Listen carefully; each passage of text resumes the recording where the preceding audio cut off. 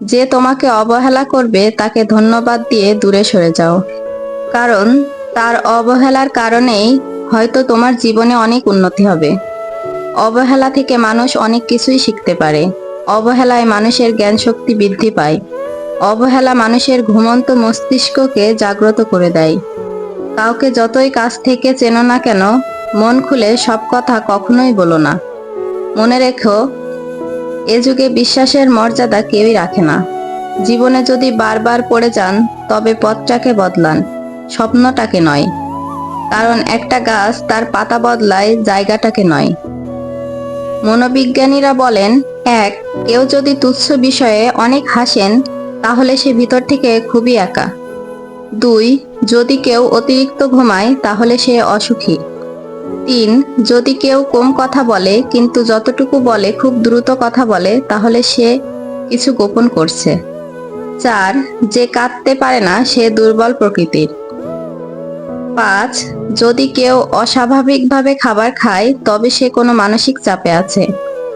ছয়, যদি কেউ অল্পতেই কেঁদে ফেলে, তবে সে নিরীহ প্রকৃতির ও কোমল হৃদয়ের। সাত, যদি কেউ ছোটখাটো বিষয়েও রেগে যায়, তার মানে তার ভালোবাসা দরকার। কথা বলতে মানুষের যতটুকু যোগ্যতা লাগে, নীরবতা অবলম্বন করতে তার চেয়ে অনেক বেশি যোগ্যতা দরকার হয়। কাঁটা থেকে বাঁচতে যেমন পায়ে জুতা পরা উচিত, সারা পৃথিবীতে কার্পেট বিছানোর দরকার নেই, ঠিক তেমনি তুমি যদি শান্তি চাও, তবে নিজেকে বদলানোর চেষ্টা করা উচিত, অন্যকে নয়। সৎ এবং মহৎ ব্যক্তিদের সমালোচনা করা খুবই সহজ, কিন্তু তাদের মতো হওয়া অনেক কঠিন। প্রেম করলে দুজনের ঝগড়া হবেই, তবে ঝগড়ার পরে মিল হওয়াটাই ভালোবাসা।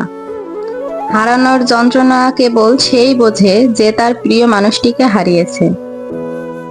মানুষগুলো কেমন যেন হয়ে গেছে, প্রয়োজন ছাড়া কেউ খোঁজও নেয় না। আমরা সব সময় মনে করি আমাদের স্মৃতিশক্তি খুবই দুর্বল, কিন্তু যখন আমরা কাউকে ভুলতে চেষ্টা করি, ঠিক তখনই বুঝতে পারি আমাদের স্মৃতিশক্তি কতটা শক্তিশালী।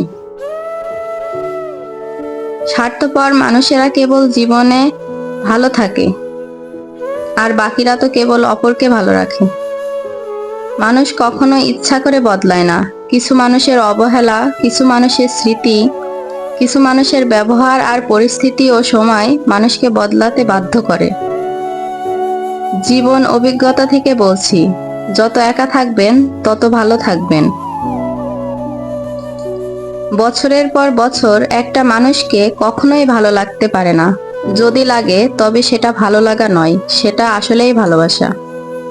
যে ব্যক্তি তোমাকে সত্যবাদী বলে বিশ্বাস করে, তার সাথে মিথ্যা বলা নিকৃষ্টতম বিশ্বাসঘাতকতা।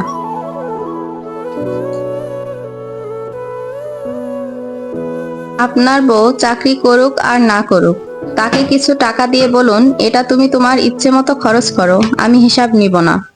বিশ্বাস করুন, সে কখনোই ইচ্ছা খুশি মতো খরচ করবে না, বরং বিপদের সময় আপনার পাশে সবার আগে সেই দাঁড়াবে। খারাপের সংস্পর্শে থাকলে একসময় ভালোটাও খারাপ হয়ে যায়। আমাদের বয়স বাড়ার সাথে সাথে ইগো বাড়ছে। ভালোবাসার মানুষের সংখ্যা কমছে, কাছের মানুষেরা ছেড়ে যাচ্ছে, আপন মানুষেরা ঠকাচ্ছে। এটাই বাস্তব সত্য।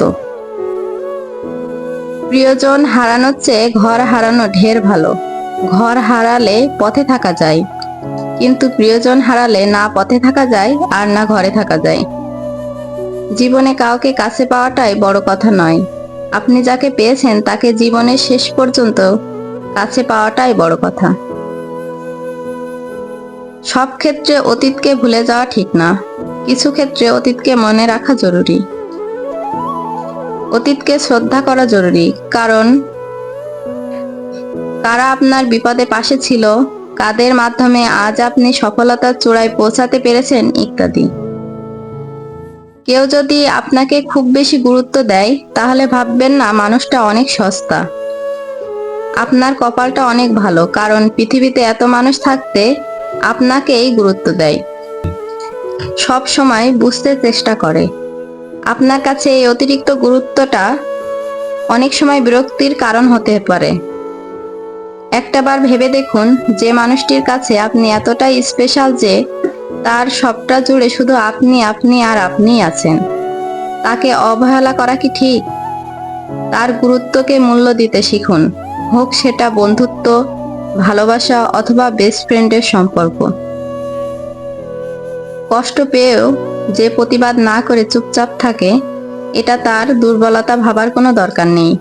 এটা মা বাবার দেওয়া ভালো শিক্ষার পরিচয়। স্বার্থের টানে আত্মীয় স্বজন সবাই হয়তো ছেড়ে চলে যায়, কিন্তু স্বার্থের টানে স্বামী স্ত্রী একে অপরকে খুব কম ছেড়ে যায়।